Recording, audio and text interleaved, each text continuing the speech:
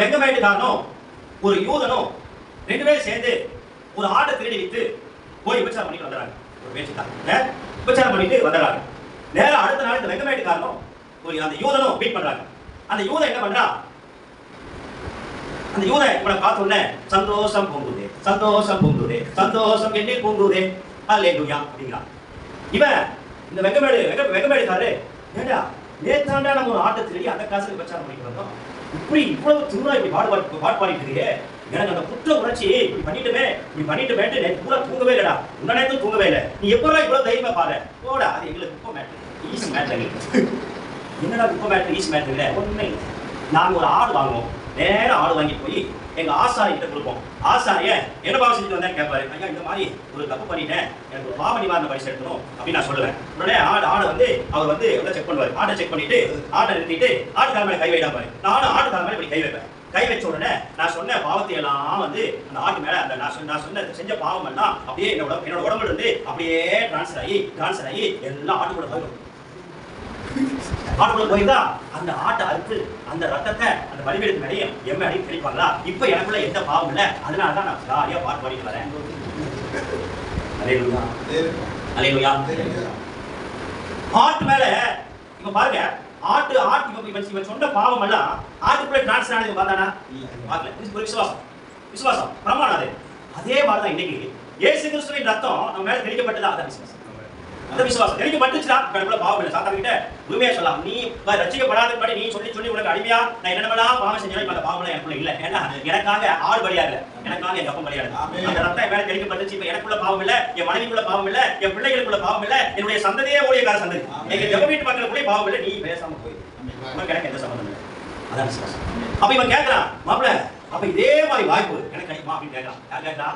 இந்த வெங்கமேடுக்காரர் கேட்கிறாரு. அது நான் முடிவு பண்ண முடியாது மாப்பிள்ள, நீ வேணா நேர தேவாலயத்துக்கு போய் அங்க ஆசாரியை உட்கார்ந்துட்டு இருப்பாரு, அவர்கிட்ட வேணா நீ போய் கேட்டுப்பாரு. அப்ப நான் போய் கேட்டா ஒத்துப்பாரு. அதெல்லாம் நாம சொல்ல முடியாது, நீ வேணா போய் கேட்டுப்பாரு. நேரம் இங்க வராது.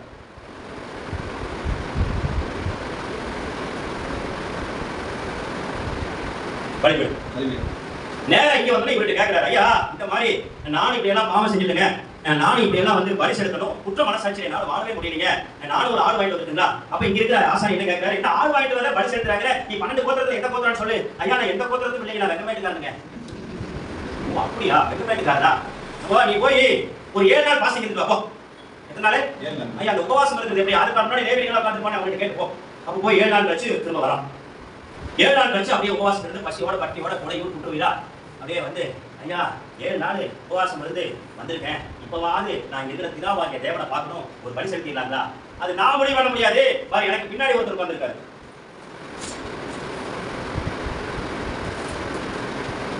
என்னது?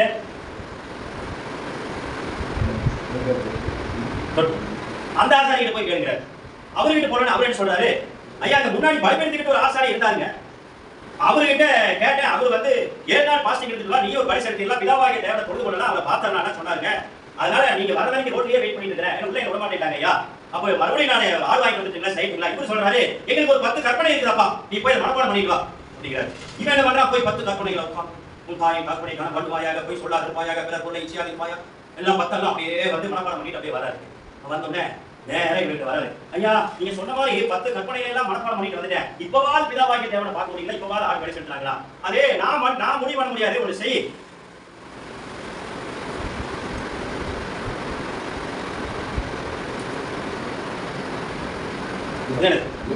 அந்த ஆசாரி தான் முடிவு பண்ணணும். அப்ப நான் அவர் உள்ள போய் பார்க்கலாங்களா? ஏடா 11 கோத்திரத்துக்காரனே உள்ள போக முடியாது, இவர் வெங்கமேட்டுக்காரன் உள்ள போயிருவியா? போயிடு. அவர் வெளியே வரும்போது கேட்டு அவர் வெளியே வர்றாரு. ஐயா இந்த மாதிரி ஏற்கனவே எனக்கு பார்த்தேன் மேட்டெல்லாம் சொல்லி அவர்கிட்ட கேட்கலாம். அவரு சொல்றாரு, எங்களுக்கு ஒரு 613 கட்டளை இருக்குப்பா, போய் மனப்பாடம் பண்ணிக்கலாம். எத்தனை கட்டளை? 613 கட்டளை மனப்பாடம். ஏற்கனவே என்னாச்சு, 7 நாள் உபவாசம் 10 கட்டளை எல்லாம் மனப்பாடம் பண்ணியாச்சு, இப்போ 613 கட்டளை மனப்பாடம் பண்ணிட்டு வரணும். சரி அது கொடுங்க லேவிக்கிட்டு அதெல்லாம் எழுதி வாங்கிட்டு போயிட்டு 2-3 மாசம் கழிஞ்சு அதெல்லாம் மனப்பாடம் பண்ணிட்டு மறுபடியும் அந்த குற்ற மனசாட்சியோட, ஐயா இப்பவாது ஆள் வாங்கிட்டு வந்துட்டீங்களா, இப்பவாது பிதாவாகிய தேவனை பார்த்துட்டீங்களா, எனக்கு ஏதாவது ஒரு வழி சொல்லிடுங்களா? அப்படிங்களா?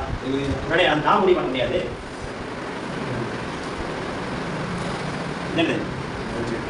மேஜிக் சமூகத்தை மேஜிக் 12 அப்பம் இருக்கும். அந்த ஆசாரி வருவாரு, அவர்கிட்ட கேளு, ஏன்னா நான் முடிவு பண்ண முடியாது, அவர் தான் ஏதாவது வழியை சொல்லுவார். அதே மாதிரி வெளியே நிற்கிறான் அந்த ஆசாரி வராரு. அந்த ஆசாரி வந்து, ஐயா இந்த மாதிரி இப்படி எல்லாம் இந்த 3 பேரை பார்த்துட்டு உங்களை பார்க்க சொன்னாரு. இப்பவா பிதாவாகிய தேவனை நான் பார்க்க முடியலையா? அவர் சொல்றாரு 613 கட்டளை மனப்பாடம் பண்ணா பத்தாதுப்பா, ஒரே 3 மாசம் அதை கைவிட முடியுமா, நீ பார்த்து வா. போயிட்டான், திருப்பி போயிட்டான். திருப்பி போயிட்டு மறுபடியும் 3 மாசம் ஒரு அளவுக்கு முடிஞ்ச அளவுக்கு கை ஒட்டிக்கு வரா. இவர்கிட்ட வரா. இவர்கிட்ட வந்தா இவர்கிட்ட சொல்றாரு, இவர்கிட்ட கேட்கிறேன், அதே மாதிரி பிதாவாகிய தேவனை பார்க்க முடியுங்களா, பலி செலுத்திடலாங்களா? இல்ல அவருக்காக அவர்கிட்ட போயிட்டு இவராரு ஒண்ணு தொலைகா இவர்கிட்ட வர. இவர் என்ன சொல்றாரு, இந்த கதையெல்லாம் கேட்டுட்டு அது 613 கட்டளையை மனப்பாடம் பண்ணிட்டு வந்துட்டேன், அதெல்லாம் ரைட்டு. நாங்க எங்களுக்குள்ள ஒரு ஆலோசனை கூட்டம் இருக்கு, எல்லாரும் கொஞ்சம் ஃப்ரீ ஆனதுக்கு அப்புறம் நாங்க பேசிட்டு மேல ஒரு பிரதான ஆசாரி இருப்பாரு. அவர் இருப்பாரு,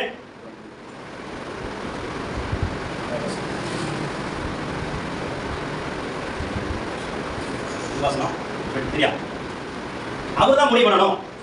என்ன பண்ணலாம், நீ கொஞ்ச நாளைக்கு ஒரு 20 நாள் வெயிட் பண்ணு, நாங்க அவர் பிரதான ஆசிரியர் வரணும், அவங்க எல்லாம் வந்ததுக்கு அப்புறம் நாங்கெல்லாம் இவர் கீழே தான், அவர்கிட்ட எல்லாம் பேசிட்டு நாங்க ஒரு முடிவு பண்றோம், அப்புறம் நீ பிதாவாகிய தேவனை பார்த்தலாம், நீ பலி செலுத்திடலாம், உனக்கு எந்த பிரச்சனை இல்லை அப்படிங்கிற. இப்படியே வெயிட் பண்ணி அவன் கடைசி வரைக்கும் பிதாவாகிய தேவனை பார்க்கவே முடியல இல்லையா? கடைசி வரைக்கும் பிதாவாகிய தேவனை பார்க்கவே முடியல. கர்த்தர் ஒரு முடிவு பண்றாரு. கலாத்தியர் 3:13 படிக்கலாம். கலாத்தியர் 3:13 மரத்திலே தூக்கப்பட்ட எவனும் சபிக்கப்பட்டவன் என்று எழுதியிருக்கிறவரையே கிறிஸ்து நமக்காக சாபமானார். அப்படியே 1 தீமோத்தேயு 3:16 படிப்பாங்க. 1 தீமோத்தேயு 3:16 அன்றியும் அன்றியும் பாருங்க, தேவ பக்திக்கு உரிய ரகசியமானது யாவரும் ஒப்புக்கொள்ளுகிறபடியே அது மகா மேன்மை உள்ளது.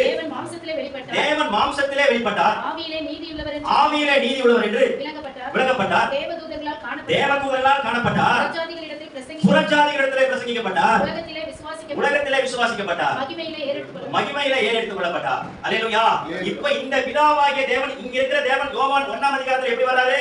தேவன் மாம்சத்திலே வெளிப்பட்டார். இந்த யூதன் போய் அந்த விபச்சாரம் பண்ண அந்த தப்புக்காக பாவம் செலுத்தும் பொழுது அந்த ஆசாரியன் அந்த ஆட்டை வெட்டிட்டு அதை 2 துண்டாக்கிட்டு, நீங்க லேவியராம போய் கூட படிச்சு பாருங்க, 2 துண்டாக்கிட்டு அவன் என்ன பண்ணுவாருன்னா, அந்த அந்த மார் கட்டத்தை எடுத்து, இந்த நபர், இந்த பீட்டர் இருக்கிற நபர் இப்படி ஆடு திருடி போய் விபச்சாரம் பண்ணிட்டு வந்துட்டாரு, இதனுடைய பாவத்தை பரலோகத்தின் பிதாவாகிய தேவன் நீர் இந்த பாவத்தை நீர் மன்னிப்பீராக, நீர் மன்னிப்பீராக, நீர் மன்னிப்பீராக நேரிட்டு மறுபடியும் அந்த மார்க்கெட்டை எடுத்துட்டு, இந்த பீட்டராகிய இவர் விபச்சாரம் செய்த இந்த பாவத்தை நீ மன்னிப்பீராக அப்படின்னு சொல்லி அசைவாட்டுகிறவன். உங்களுக்கு என்ன தோணுது இல்ல?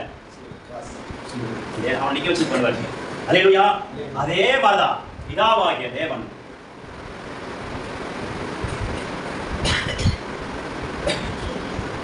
சிலுவையில 7 காரியத்தை தூக்கி முறியடிச்சு வீசி எறிஞ்சிட்டு மாம்சத்துல வெளிப்பட்டு அந்த என்ன பேர் சொன்னீங்க?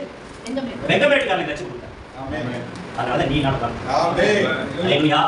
லூக்கா கூப்பிட்டார், டேய் லூக்கா வாங்க, ஐயா நான் கிரேக்க எழுதுற அப்போஸ்தலர் நடவடிக்கைகள், அதை எடுத்து யூதன் கூட ரட்சிக்கப்படுவான், உலகமே ரட்சிக்கப்பட்டு எழுதுற நீ சொல்லி லூக்கா தான் எழுதுற அப்போஸ்தலர் நடவடிக்கைகள். புறஜாதிகள் ரட்சிப்பை கொடுத்தாங்க, சிலுவை பார்த்தது. அல்லேலூயா, அல்லேலூயா. கர்த்தர் நல்லவர். ஏசாயா 52:14 படிச்சு பாருங்க. ஏசாயா 52:14 மனுஷனை பார்க்கிலும் அவருடைய முகப்பார்வை மனுபுத்திரரை பார்க்கிலும் அவருடைய ரூபமும். ஏசாயா 52:14 இவ்வளவு அந்த கேடாய் அடைந்தபடியினாலே அவரை கண்ட அநேகர் பிரமிப்படைந்தார்கள். அல்லேலூயா. சிலுவையில் இயேசு கிறிஸ்து அப்படி தொங்கிட்டு இருந்தாரு. அந்த வழியில போற மக்கள் வந்து இந்த நியாயப்பிரமாணம் முழுவதையும் அவர் நீக்கிட்டு உனக்கு எனக்கு ரட்சிப்பு கொடுக்கும்படியாக சிலுவை மரத்தில் அவர் தொங்கினது எப்படின்னா, இந்த மட்டன் கறி கடையில, மாட்டு கறி கடையில, ஆட்டு கறி கடையில மரம் முட்டியில கறிகள் அப்படி குமிச்சு உருண்டையா வச்சிருப்பாங்க பாருங்க. அந்த மாதிரி பிதாவாகிய தேவன் மாம்சத்தில் வெளிப்பட்டாரு.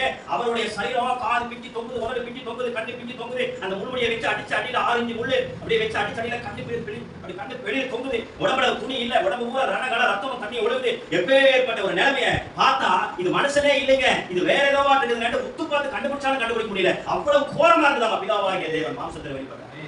உங்களுக்கு எனக்கு அப்படித்தாங்க நியாயப்பிரமாணத்தை நீக்கிட்டு உங்களுக்கு எனக்கு ரட்சிப்பு கொடுத்துருக்காரு. இந்த ரட்சிப்பு தான் நம்ம மக்களுக்கு சொல்லணும். இந்த மற்ற ரட்சிப்பு தான் நீங்க நான் மக்களுக்கு சொல்லிட்டு உண்மைங்களா? நான் சொன்னது கரெக்டுங்களா? இப்பதான் ரட்சிப்பு கிடைச்சது. நம்மளுக்கு பண்டிகை கிடையாது, பண்டிகை கிடையாது. எண்ணி பார்த்தீங்கன்னா 1, 2, 3, 4, 5, 6, 7 பொருள் இருக்கு தேவாலயத்தில். நீங்க வந்து பைபிள்ல எடுத்து பார்த்தீங்கன்னா எல்லாமே 7 ஆகும். 7 விதமான பண்டிகைகள், 7 விதமான காலங்கள், 7 விதமான உடன்படிக்கைகள், 7 விதமான பரதீசு, 7 விதமான உயிர்த்தெழுதல், 7 விதமான புஸ்தகம், 7 விதமான ஆராதனை, 7 விதமான தேவாலயம், 7 விதமான சபைகள், 7 விதமான முத்திரைகள், 7 விதமான எக்காலங்கள் சொல்லிட்டே போல எல்லாமே ஒவ்வொரு பாடம் ஒரு நேரம் பாடத்திலாம் கொடுத்துருக்காரு. அல்லேலூயா. எல்லாமே பார்த்தீங்கன்னா எல்லாமே 7 7 நம்மளுடைய உடம்புடைய அமைப்பு ஆவி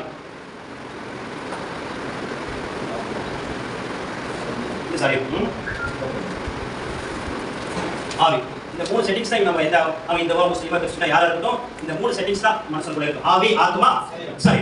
அப்போ ஆதியாகமம் 2:7 படிக்க பார்க்கலாம். ஆதியாகமம் 2:7. ஆதியாகமம் 2:7.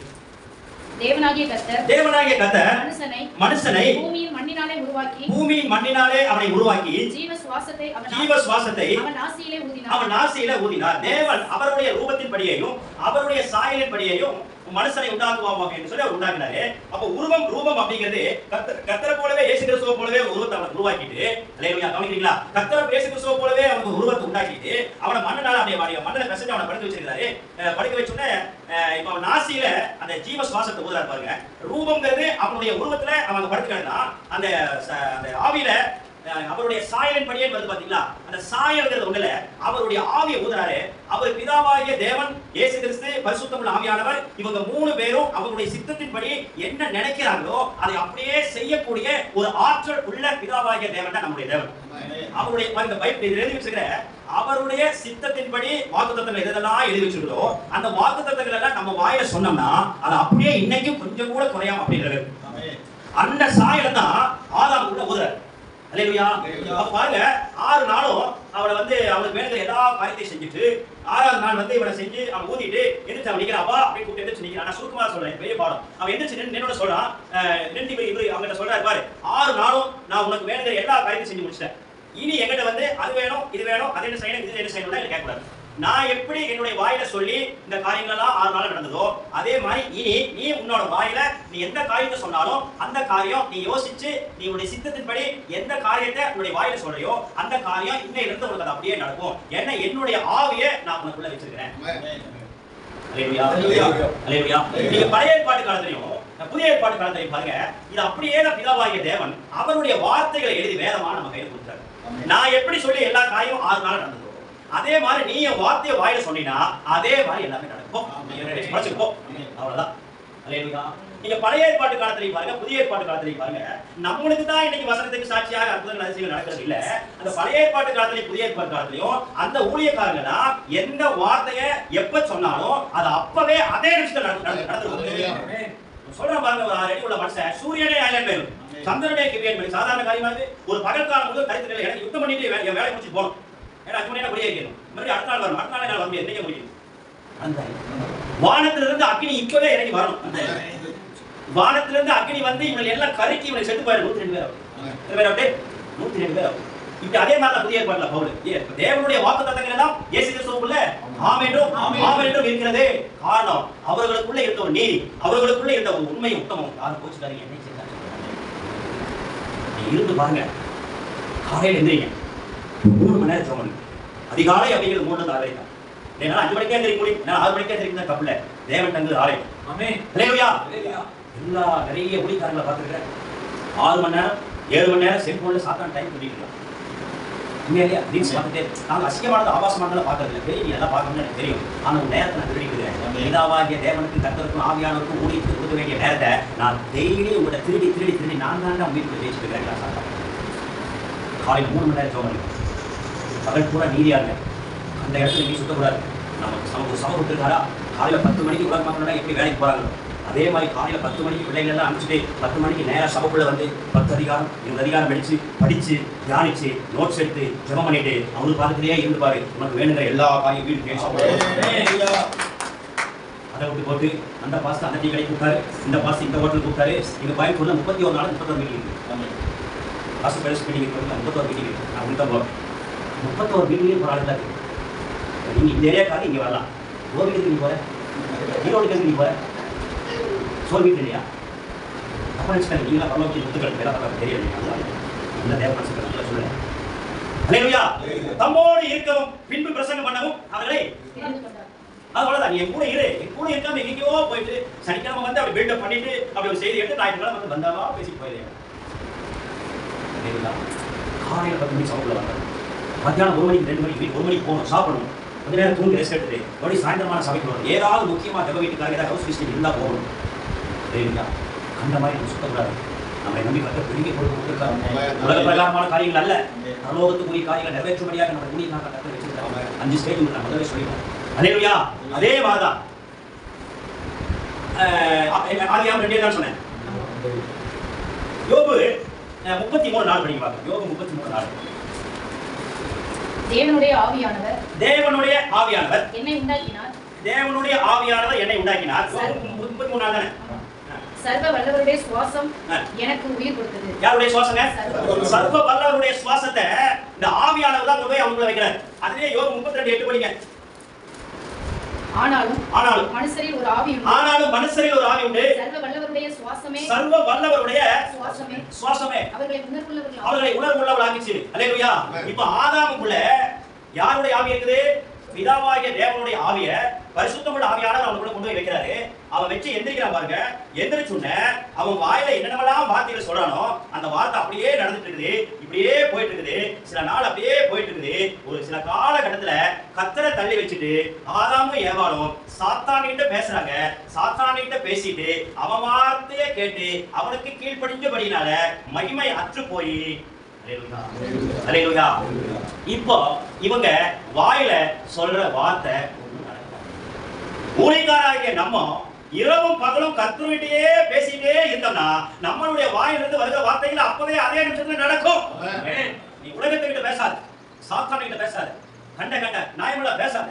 நம்மளுடைய ஆத்மாவும் நம்முடைய சிந்தனையும் சொக்க தங்கத்தால செய்யப்பட்ட ஒரு பாத்திரம். அந்த பாத்திரத்துக்குள்ள இந்த வார்த்தைகளை தான் நீ போடணுமே ஒழிய அந்த வார்த்தை இருந்தா தான் நான் உனக்கு போதித்து நீ நடக்க வேண்டிய வழியை உனக்கு காட்டுவேன். உண்மையை கண் வைத்து நான் ஆலோசனை சொல்வேன். இந்த வார்த்தை இருக்க வேண்டிய இடத்துல கண்ட குப்பை எல்லாம் அரசியல்காரி குப்பம். அவளை கூட்டிட்டு போனா, இவன் இவளை கூட்டிட்டு போனா, அது அந்த ஊழியக்கார மோசம், இந்த ஊழியக்கார மோசம். இப்படி எல்லாம் கண்ட குப்பையெல்லாம் தூக்கி இந்த ஆத்மாக்குள்ள குப்பையா இப்ப நிறைச்சு வச்சிருக்கோம். வாழ்க்கையும் குப்பையா போச்சு, ஊழியமும் குப்பையா போச்சு. நான் உண்மையை சொல்றேன். வாழ்க்கை வந்து பாஸ்ட் எல்லாம் பேசி போயிட்டா நாளைக்கு சொல்லி பக்தி கேட்கிறாரு. நீங்களாம் தங்க நீங்களாம் பரலோகத்துக்கு இல்லைங்களா? இவ்வளோ குப்பை போடக்கூடாது. நீங்கள் ஒன்றும் இல்லைங்க, நான் சொல்கிறதுனா டெஸ்ட் பண்ணி பாருங்கள். பைபிள் மூடி வச்சுட்டு சாயந்தரம் போய் உட்காந்து ஒரு சீரியல் பாருங்கள். சாக வரைக்கும் பாருங்க. சின்ன வயசில் ரசிக்கப்படாததுக்கு முன்னாடி எங்கேயாவது பஸ்லையோ டீ கடையிலையோ நான் ஒரு பாட்டு அப்படியே காதுக்குள்ளே போச்சுன்னா என்ன படம், இது இவ்வளோ நடிச்சது, இது இவ்வளோ நடிச்சது, அன்னைக்கு இன்னொரு கூட சினிமாவுக்கு போனோம், இந்த ஹோட்டலில் சாப்பிட்டோம், என்ன வருதுங்களா இல்லையா? வருதா இல்லையா? வரும். குப்பை போய் சேர்த்தக்கூடாது. கருத்துடைய வார்த்தை தான் சேர்க்கணும். அன்னி வாசனை நல்லா ஜபம் சபக்குள்ள நல்ல ஜபம் பண்ணுங்க. வாரத்துக்கு ஒரு 3 நேரமாவது நீ வாசிக்க வைக்கணும். எத்தனை நேரம்? 3. அதாவது சதுசேயர் பரிசேயர் நீதியை காட்டிலும் உங்கள் நீதி அதிகமாக இல்லாவிட்டால் நீங்கள் தேவனுடைய ராஜ்யத்தில். அப்போ அவன் 2 நேரம் வாசிக்கிறான். பரிசேயர் 2 நேரம் பார்க்கணும். எத்தனை நேரம் இருக்கும்? 3 நேரமாவது இருக்கும். நான் கம்மியாக சொல்கிறேன். அல்லேலூயா. நான் வந்து உபவாசம் இல்லாமல் முடிக்கிறது 11 வருஷம் ஆச்சுங்க. உபவாசம் இல்லாமல் இந்த மெசேஜ் எடுக்க மாட்டேன். இந்த மெசேஜ் கூட நேற்று உபவாசம் தான் எடுத்தேன். அல்லேலூயா. அல்லேலூயா. எனக்கு 12 மணிக்கெல்லாம் எழுந்திரிச்சிட்டேன். கிட்டத்தட்ட 3.5 கிலோமீட்டர் தான் வருது. இந்தியாவில் பார்க்கல காத்து கண்ட குப்பையெல்லாம் போடல. குப்பைதான் வழி நடக்கும். கர்த்தர் நல்லவர். உடைய கிருபை பாருங்க. ஆதாமும் ஏவாளையும் நகர்ந்தாரா? ஆதாமும் ஏவாளையும் நீங்க நல்ல கவனமா கேளுங்க. இந்த பழத்தை சாப்பிடாதப்பா, இந்த பழத்தை நீ சாப்பிட்டீங்கன்னா செத்து போயிடுவேன். உனக்கு வந்து ஜீவ விருட்சத்தையும் நன்மை தீமை ஆகின்ற கனிகளும் ஆப்பிள் ஆஞ்சி மாதுளம்பழம் எல்லாத்தையும் வச்சிருக்கேன். ஆனா நடுவுல ஒண்ணு வச்சிருக்கேன். என்னது? அப்புறம் அதை நீங்க மறக்கூடாது. தோட்டத்து சென்டர்ல ஜீவ விருட்சத்தையும் நன்மை தீமை ஆகின்ற 2 மரத்தையும் தோட்டத்து நடுவில் வச்சிருக்காரு. நீ எல்லாத்தையுமே சாப்பிட்டு சொன்னாரு. ஒன்ன மட்டும் தான் சாப்பிடக்கூடாதுன்னு சொன்னாரு. சாப்பிடக்கூடாது சொன்னாரு. அப்ப என்னது சாப்பிட்டுக்கணும்? ஜீவ விருட்சம் சாப்பிட்டுருந்தாங்கன்னா ஆதாம் ஏவாளும் 7 வயசு இருந்திருப்பாங்க. சாத்தான் எதை சாப்பிட சொன்னா? சபை மக்களையும் உங்களை என்னையும் சாத்தான அசுத்தாவிகளை வீழ்த்தணும்னா எடுத்துன்ன ஒரு பொய்யை சொன்னா நீ நான் நம்ப மாட்டோம். ஏன்னா நம்மள வசனத்துல தெரிஞ்சவர்கள் என்ன பண்ணுவாங்க கேட்டீங்கன்னா ஒரு 9 உண்மை சொல்லுவாங்க. நம்ம எத்தனை உண்மை சொல்லலாம்? 9 உண்மையை சொல்லி கடைசியில 10வது ஒரு பொய் சொல்லுவாங்க பாருங்க. அதுல விழுந்தோம்னா அதான் அப்படி கதை. எல்லாமே உங்களுக்கு பொய் சொன்னா நம்ம நம்ப மாட்டோம். வேலை போய் 9 உண்மையை சொல்லி அந்த ரவுண்டை விட்டு வெளியில வரணும். எந்த ரவுண்டை விட்டு? தொடர்பு அந்த தொடர்பு விட்டு கட்டுரை தொடர்பு விட்டு வெளியில வர வரைக்கும் 9 உண்மையை சொல்லுவாங்க. அந்த ரவுண்டை விட்டு வெளியில வந்துட்டீங்கன்னா 10வது ஒரு பொய் சொல்லி நிறைய அடிப்பா பாருங்க. எந்த பழத்தை சாப்பிடக்கூடாதுன்னு கர்த்தர் சொன்னாரோ இவன் வேற ஒரு பழத்தை புதுசா கொண்டு வந்து அந்த பழத்தை சாப்பிட வச்சு விட வச்சானா? அதே பழம். எனக்கு தெரிஞ்ச ஒரு ஊழியக்காரு 150 பேர் 150 விசுவாசிகளோட நல்லா சாப்பிட நடத்திட்டு இருந்தாரு. திடீர்னு ஒரு நாள் ஊழியமே நம்ம ரோட்ல சுத்திட்டு இருக்காரு. யோ என்ன சொல்ற ஊழியமெல்லாம் இவ்வளவு ஆத்மாக்களை வச்சுட்டு என்னாச்சு? மாஸ்டர் தப்பு நான் தான் பண்ணிட்டேன். நீ தான் பண்ண. நான் கல்யாண வேலைக்கு பொண்ணு மாப்பிள்ளையெல்லாம் பார்க்கற ஊழியத்தை செஞ்சேன். இந்த மதத்துல இருந்து ரசிக்கப்பட்டு வராங்களே, உங்களுக்கெல்லாம் யாரா பொண்ணு பார்க்கறது, யாரா மாப்பிள்ளை பார்க்கறதுன்னு அதை ரிஸ்க் எடுத்து நிறைய கல்யாணம் பண்ணி வச்சேன். 5 வருஷம் கழிச்சு திடீர்னு பார்த்து 10 சபையை காணும். உன்னை கல்யாணம் போகிறது அனுப்பிச்சாரா, சபை நடத்த அனுப்பிச்சாரா? இப்ப இதே ஊழியக்காரன் ஒரு விபச்சாரம் பண்ண பண்ண மாட்டான், தண்ணீரில தண்ணி அடிச்சுக்க மாட்டான். ஊழியங்கிற பேர் தான் வேணும். நீ எந்த ஊழியத்தை சொன்னா நீ விழுவ அப்படிங்கிறது சாதாரண தெரியும். பிரியமானவர்களே, தேவ மனுஷர்களே, நான் என்ன சொல்றேன்னா, கர்த்தருடைய ஆவியானவர் சொல்லுங்க வார்த்தை, உங்களுக்கு கர்த்தர் என்ன ஊழியம் கொடுத்திருக்காரோ அந்த ஊழியத்தை விட்டு யார் கூட்டாலும் போயிடாதீங்க. உங்க ஊழியத்தை யாரையும் சேர்த்துக்காது. ரொம்ப கஷ்டமாயிடும், வெளியில போக சொல்றது கஷ்டமாயிடும்.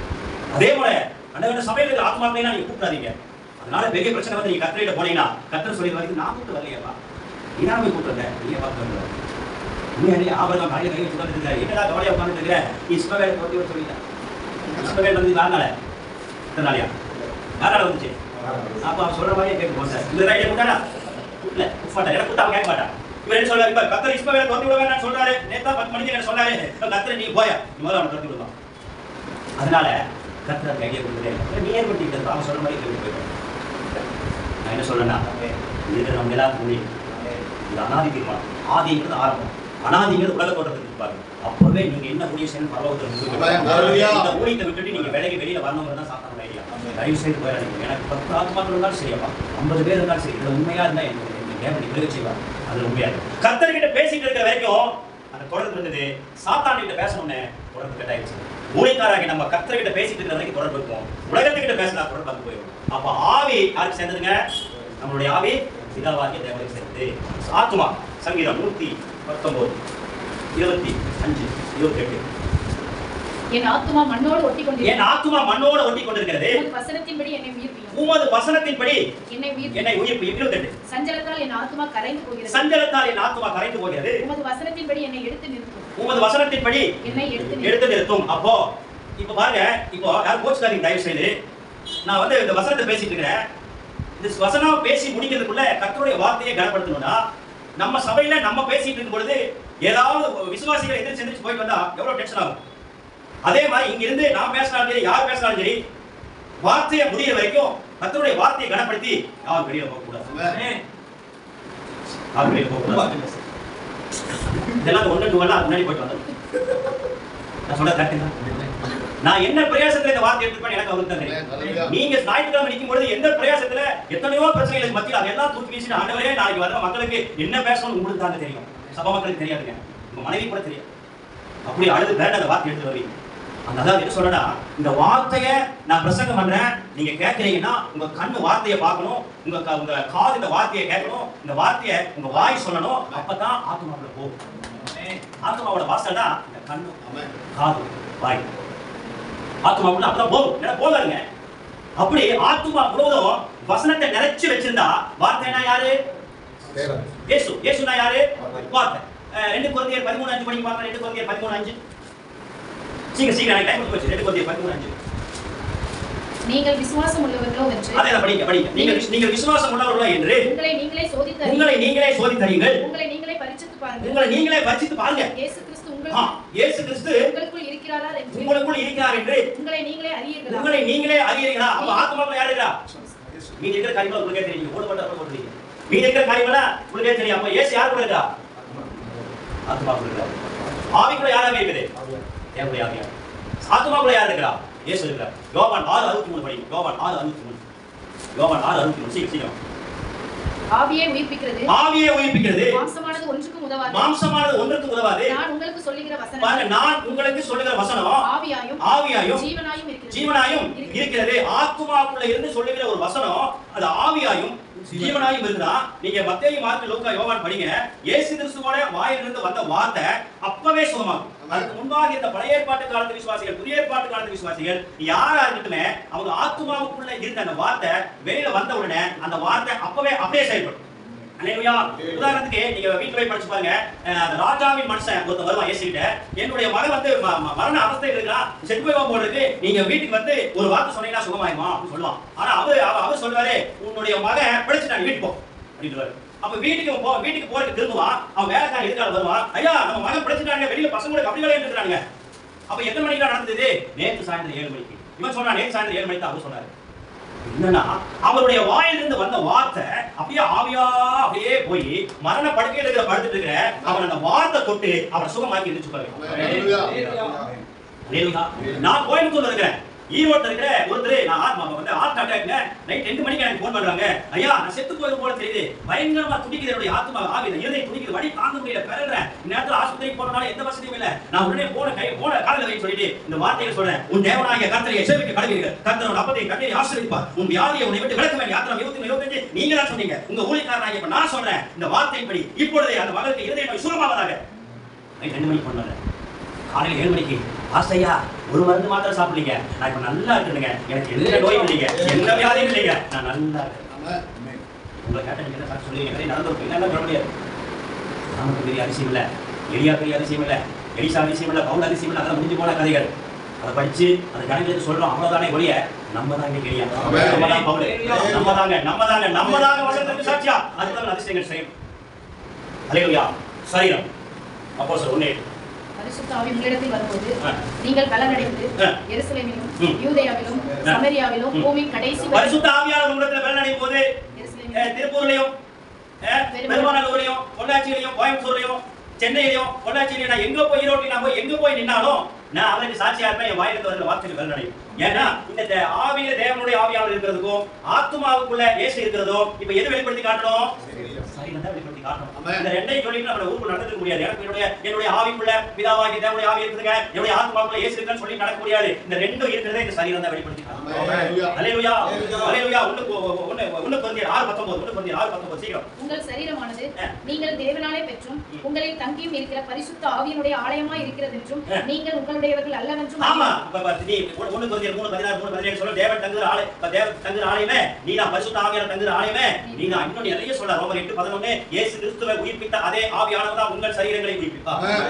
அதே ஆவியானவர். அல்லேலூயா. பாருங்க இப்ப நான் பேசிட்டு இருக்கேன். மத்தேயு 10:20 என்ன சொல்றது? பேசுகிறவர்கள் நீங்க அல்ல, உங்களுக்குள்ள இருக்கிற பிதாவின் ஆவியானவரே. அல்லேலூயா. பிதாவின் ஆவியானவரே உங்களுக்குள்ள பேசுகிறார். மத்தேயு 12:28 படிங்க பாருங்க. மத்தேயு 12:28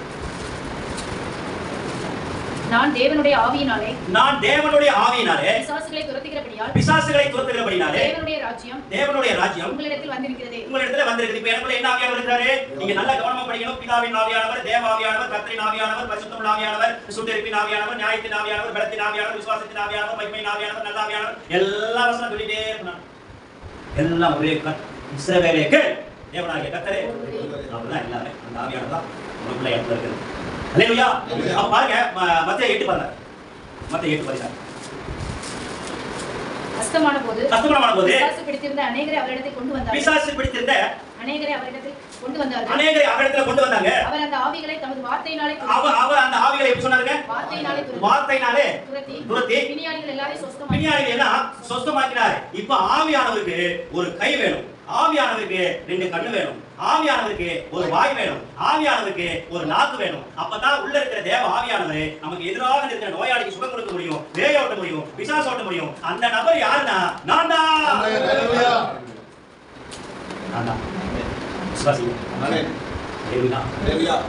பரலோகத்தின் திறவுகோலை உனக்கு கொடுத்துருக்கேன். நீ பூமியில எதை கட்டுவியோ அதை கட்டுவேண்டா, நீ பூமியில எதை கட்ட வைப்பியோ அதை கட்ட வைப்பேன். ஏழ்களை சர்ப்பங்களை விதிக்கவும் சத்துருவின் சகல வல்லமைகளை மேற்கொள்ளும். சேதப்படுத்த மாட்டார். எங்கேயாவது ஊழியம் செஞ்சுட்டு போய் யாராவது சொன்னா பிசாசு தாங்க நீங்க தாக்குறான், அவனுடைய அவன் தாங்க இந்த மாதிரி அடிக்கிறான், அவனுடைய தாக்கு தாங்க பெருசு, தயவு செய்து சொல்லி அவன் வீட்டுக்கு கூடாது. பிசாசோட வல்லமை நம்ம என்னைக்கும் பேசவே கூடாது. அவனுக்கு எந்த சம்பந்தமே இல்லை. நீ 5 கோடிக்கு வீடு கட்டு 10 கோடிக்கு வீடு கட்டுங்க, முன்னாடி டிச்சு போயிட்டாரு, டிச்சு போய் இறங்கி காலத்தை வீட்டுக்கு போற தாண்டித்தானே போறான், தாண்டிட்டு போயிட்டு பிசாசோட வல்லமை பெருசா கர்த்தரே சொல்லிட்டாரு. நீ ஒன்றும் செயல்படுத்த மாட்டாருங்க. உங்களுக்கு ஒரு சபையில் போய் இந்த மாதிரி எல்லாம் மெசேஜ் கொடுத்துருக்கேன், அந்த பாஸ்டமா பிசாசு தாங்க நீயே சொல்லிட்டியே, அப்போ நீ அடிக்க மெசேஜ் நல்லா அடிவாங்க திருந்த மாட்டேங்குது. இல்லைங்க, பிசாசை கட்டுறது சுத்தமாக கட்டுறது எல்லாத்துக்குமே நமக்கு வல்லமை. நம்ம எப்படி தெரியல? எபேசியர் 2:7 படிக்கலாம். எபேசியர் 2:7 சீக்கிரம் நம்மை அவரோட கூட எழுப்பி உன்னதங்களிலே அவரோட கூட உட்கார வைக்கிறது. நம்ம பரலோகத்துக்குள்ள உட்கார்ந்து இருக்கிறோம். பரலோகம் நம்மளை அப்படிதான் பாக்குது. பரலோகம் 2 கூட்ட மக்களை பாக்குது. இன்னும் வினாவாகி பிள்ளை நீங்க பாப்பா நீங்க வீட்டுக்கு போய் எவ்வளவு என்ன வச்சுப்பாரு 8-4 நாள் அப்படிதான் போகுது. நம்ம கர்த்தருடைய பிள்ளைகள் பிசாசு பிள்ளைகள் அதை கர்த்தர் நமக்கு ஃபுல் அதிகாரம் கொடுத்துருக்காரு. அல்லேலூயா. எத்தனை பேர் நாமத்தை விசுவாசிக்கிறார்களோ அத்தனை பேர்களுக்கும் என் பிள்ளைகளாகும்படி அதிகாரம் கொடுத்தேன். நீ கொடுத்த கொடுங்க. யோவான் 1:12 யோவான் 1:13 அவருடைய மகிமை நமக்குள்ள வாசமா இருக்கு. ஏராளமான காரியங்கள் சொல்லலாம். அல்லேலூயா. நம்ம ஆவியில பிதாவாகிய தேவனுடைய ஆவி இருக்கு, ஆத்துமாக்குள்ள இயேசு இருக்கிறாரு. சரீரத்துல பரிசுத்த ஆவியானவர் இருக்கிறாரு. சகல அதிகாரங்களும் சகல வல்லமைகளும் நமக்கு கொடுக்கப்பட்டிருக்குது. நம்ம தான் திரும்ப கடக்க போறோம். கர்த்தருக்காக பெரிய காரியங்கள் செய்வோம்.